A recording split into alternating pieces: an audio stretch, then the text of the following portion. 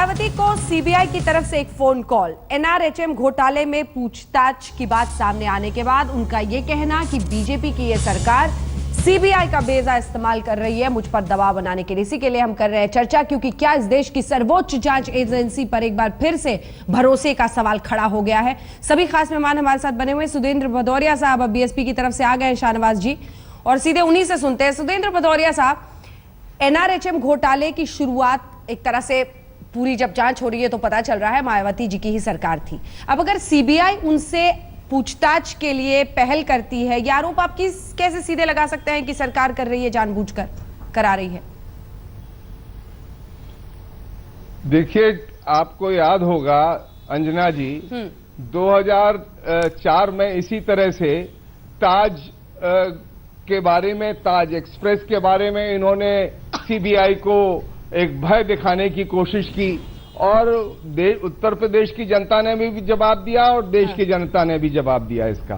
मैं ये कहना चाहता हूं कि ये तमाम तरह के हथकंडे सभी सरकार अपनाते रहते हैं बहन मायावती जी के साथ, और हर बार वो इसमें बेदाग निकल आती हैं और वो उनका कोई इससे इशू नहीं। और जहां तक एनआरएचएम का सवाल है, ये आपको मालूम है कि ये जब बहन मायावती जी मुख्यमंत्री थी, मंत्री का फैसला था, मंत्री को दोषी पाया गया, वो जेल में बंद है। और जहां तक बहन मायावती जी का प्रश्न है, वो मुख्यमंत्री जरूर थी। तो क्या आज समय के प्रधानमंत्री श्री मनमोहन सिंह जी, मैं आपसे जानना चाहता हूं कि मनमोहन सिंह जी प्रधानमंत्री थे, कोयला घोटाले में बताना चाहूंगा कि मायावती जी कितनी निर्दोष है। मैं पूछना नहीं, आप बताइएगा, पहले मैं अपनी बात खत्म कर लूं। हाँ, वो बात पूरी कर लें, बात पूरी कर लें, फिर सबके पास आ रही है। ठीक है, बात पूरी कर लें। 1 मिनट में, 1 सेकंड में मैं खत्म कर लूं। पूछताछ की जा सकती है या नहीं मायावती से?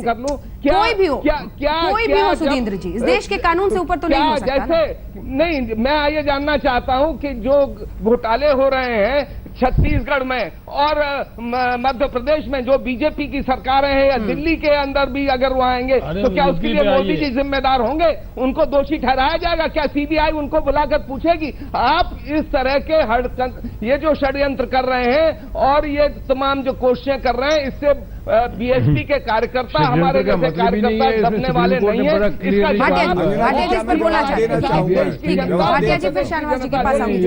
ये देखिए, पॉलिटिशियन तो बात करेंगे एक दूसरे को सलाम करने के लिए, ये बात नहीं है। सुप्रीम कोर्ट सुधींद्र भदौरिया जी ने जो बात कही है, उतना मैं उनसे जरूर सहमत हूं कि भाजपा की सरकार जब व्यापम घोटाला सामने आया था और 50 से ज्यादा लोगों की मृत्यु हो गई थी, तो वो सीबीआई जांच नहीं चाहती थी जब तक कि सर्वोच्च न्यायालय ने नहीं कहा। लेकिन उनकी इस बात से मैं सहमत नहीं हूं। मायावती जी के खिलाफ 2 मुकदमे चले, ताज कॉरिडोर, जिसमें कि ये तथ्य पाए गए कि वो लिप्त है, लेकिन गवर्नर ने सैंक्शन नहीं दी, अंजना जी।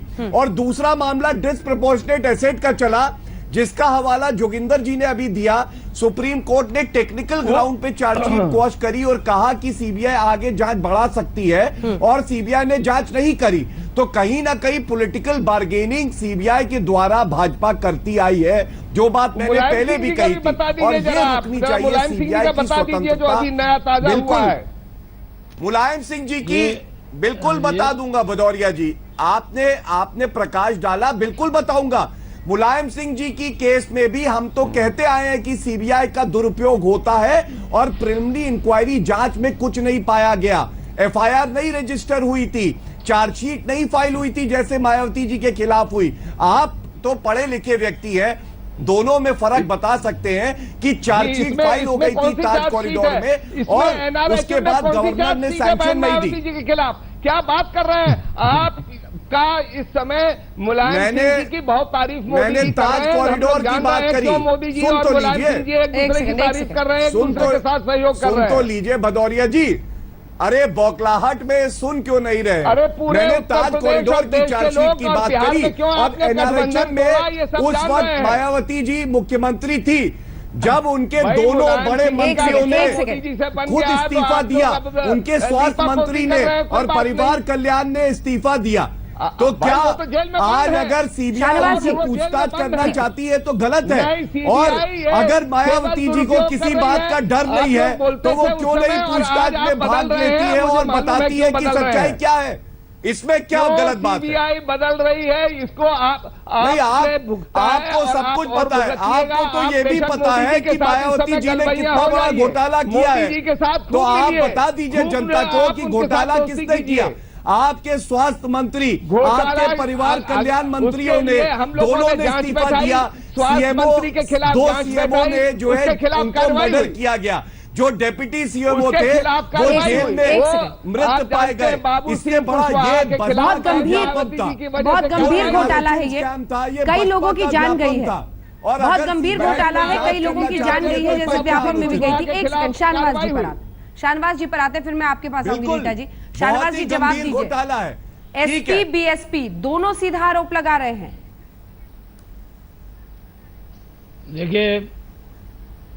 देखिए एसपी और बीएसपी का सवाल नहीं है।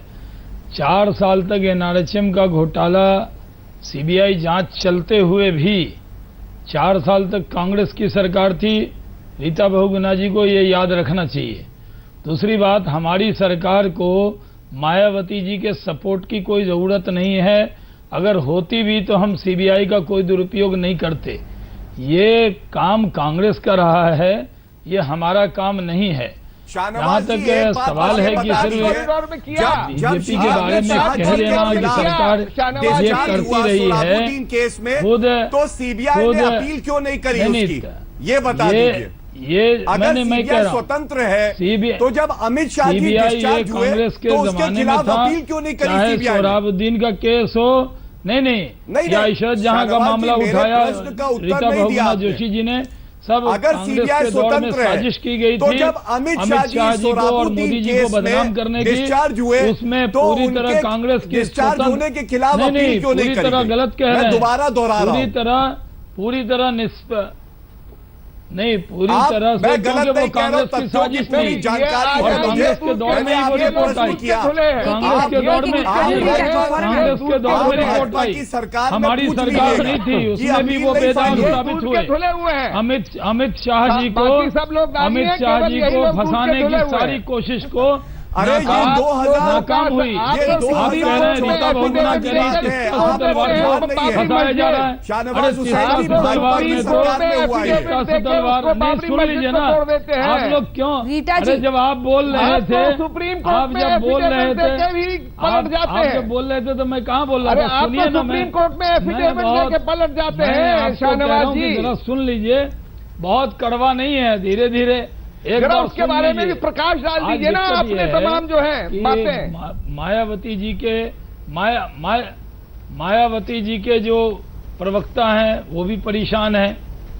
भाटिया साहब आपस में उलझ जा रहे हैं। परेशान रीता बहुगुणा जोशी वो जान के कि 4 साल से मायावती जी का केस क्यों दबा हुआ था? 4 साल से क्यों एक्शन नहीं हुआ? अरे ये सीबीआई का कॉल दौर पहले जाना चाहिए था।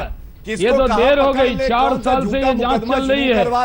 4 साल से ये कांग्रेस करती थी। कांग्रेस के जमाने में कहा जाता था कि सीबीआई जो है कांग्रेस का होता है। भारतीय जनता पार्टी की सरकार में भारतीय जनता पार्टी की सरकार ने हमें सीबीआई का दुरुपयोग किया है, ना हम करने वाले हैं। ये डरे सहमे लोग हैं। मुझे भी बोलने का मौका जब मैं बोलूंगा तो ये बीच में टोक कर मेरी बात को रोकेंगे, क्योंकि ये नहीं, इसलिए रीता बहुगुणा जोशी कह रही है कि अरे आप पहले एफिडेविट की विडंबना देखिए, उपयोग कर दीजिए। होटल में पैसा खर्च कर रही थी। सबसे ज्यादा कांग्रेस पार्टी पर लगा। ये आरोप सबसे ज्यादा कांग्रेस पार्टी पर लगा कि सीबीआई का इस्तेमाल किया देने का मौका दीजिए। ठीक है, हाँ, इसका जवाब कितनी विडंबना है कि शाहनवाज हुसैन जी से लेकर और वर्तमान प्रधानमंत्री आदरणीय मोदी जी ने लगातार ये कहा कि कांग्रेस दुरुपयोग करती है सीबीआई का, और सीबीआई निष्पक्ष नहीं है, स्वतंत्र नहीं है। आज उन्हीं के राष्ट्रीय प्रवक्ता खड़े होकर पाक साहब बता रहे हैं। तो पहले तो इन पर प्रश्न चिन्ह लगना चाहिए। इसके मतलब ये निश्चित रूप से सीबीआई का दुरुपयोग कर रहे हैं। दुरुपयोग आप कर रहे हैं और कर भी सकते हैं, लेकिन एनआरएचएम के मामले में देखिए 2-3 बड़ी गंभीर बात है। कांग्रेस आखिर अगर मुख्यमंत्री जी को कुछ पता नहीं था तो उन्होंने उस समय परिवार कल्याण और स्वास्थ्य मंत्रालय को अलग क्यों किया? जरूर मुख्यमंत्री जी को कुछ खबर आई होगी, 2 मंत्रालय को तोड़कर 2 मंत्रालय क्यों बनाए गए। दूसरी बात ये स्पष्ट है कि आज भी कितने लोग जेल में हैं और उनका प्रिंसिपल सेक्रेटरी, प्रमुख सचिव जिनको उन्होंने खुद चुना था, वो भी बरसों जेल में रह के स्वास्थ्य के नाम पर अब बिगड़े हुए स्वास्थ्य पर बाहर आए हैं। इतने लोग मारे गए। देखिए, घोटाले को दबाया नहीं जा सकता, लेकिन सीबीआई का दुरुपयोग करके अपने प्रतिद्वंदियों को दबाने की कोशिश करना या पॉलिटिकल पार्टी को प्रताड़ित करना, ये भारतीय जनता पार्टी के बिल्कुल है, उनके डीएनए में है ये बात। आप गुजरात में देखिए, बंजारा छूटे तो उनको हीरो का स्वागत दिया। गुजरात कहाँ से आ गया? पीपी पांडे छूटे, गुजरात कहाँ से आ गया? एडीजी बना दिया। गुजरात में तो आप लोगों ने साजिश की थी नरेंद्र मोदी की सरकार को बदनाम करने के लिए, अमित शाह जी को बदनाम करने के लिए आप लोगों ने साजिश की थी, वो साजिश नाकाम हुई। ठीक है, एक ब्रेक के लिए मजबूरन मुझे रुकना पड़ रहा है, लेकिन अजय आलोक जी, एक सवाल आप पूछना चाह रहे थे। मैं चाहती हूँ आपके सवाल के साथ ब्रेक पर हम जाए, उसका जवाब ब्रेक के बाद लेंगे। अजय आलोक जी, जल्दी से छोटा सा सवाल। शाहनवाज जी से बस एक सवाल है। हाँ, पूछिए। कि समझौता एक्सप्रेस, स्वामी असीमानंद, इन सब के को बेल मिल जाती है, सीबीआई कोई कार्रवाई नहीं करती है, और मध्य प्रदेश के मुख्यमंत्री को 72 घंटे के अंदर क्लीन चिट मिल जाती है, सीबीआई कुछ तुरंत दे देती है। बाबू सिंह कुशवाहा 4 साल पहले जब भारतीय जनता पार्टी में आते हैं तो उन पे सारी कार्रवाई रोक दी जाती है, फिर अचानक आज मायावती जी को एक नोटिस थमा दिया जाता है।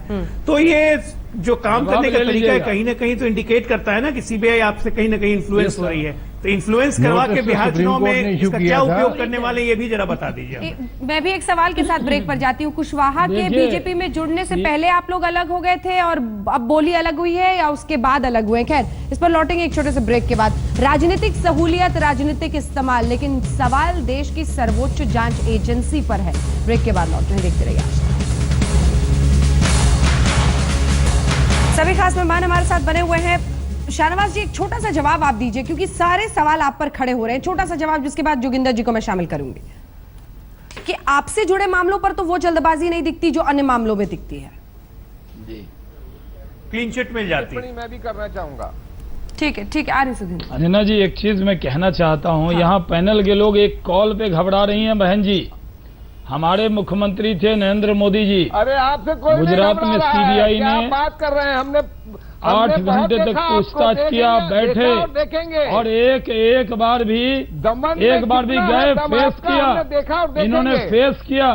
और यहाँ एक कॉल पे घबराहट हो रही है और कांग्रेस के साजिशों के बावजूद नरेंद्र मोदी बेदाग निकले, 8 घंटे तक फेस किया। आप कह दें, सीबीआई आज कह रहे हैं, भदौरिया जी कह दें, बहन जी क्यों नहीं फेस करती?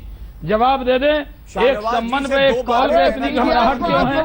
सीबीआई और जहां तक सीबीआई के दुरुपयोग का सवाल है, कितनी कोशिश की गई? आप बताइए। सीबीआई की पूरी कोशिश की गई गुजरात की सरकार को बदनाम करने के लिए, लेकिन वो सारी बदनामी पूरी तरह सीबीआई ने जांच में दूध का दूध, पानी का पानी किया। आप चाहकर भी नहीं कुछ कर पाए। व्यापम में मुख्यमंत्री ने आपकी निष्पक्षता पता चल जाएगी अगर आप व्यापम में और ईडीएस के घोटाले में रमन सिंह जी और गौरव भाटिया कर लीजिए। आप गौरव जी जल्दी से, गौरव जी जल्दी से। क्यों लगता है अंजना जी, 2 बातें मैं कहना चाहता हूँ कि अगर घोटाला हुआ है और एनआरएचएम घोटाला कोई ऑर्डिनरी घोटाला नहीं है, एक बहुत बड़ा घोटाला था, हाँ। तो उसमें सीबीआई जांच करती है तो ये बिल्कुल उचित है। लेकिन भाजपा जिस तरह से सीबीआई या एनआईए की स्वतंत्रता छीनती है और राजनीतिकरण करती है, ये सही नहीं है। अभी जोगिंदर जी जल्दी से एक लाइन में कंक्लूडिंग बताना चाहता हूँ कि जब अमित शाह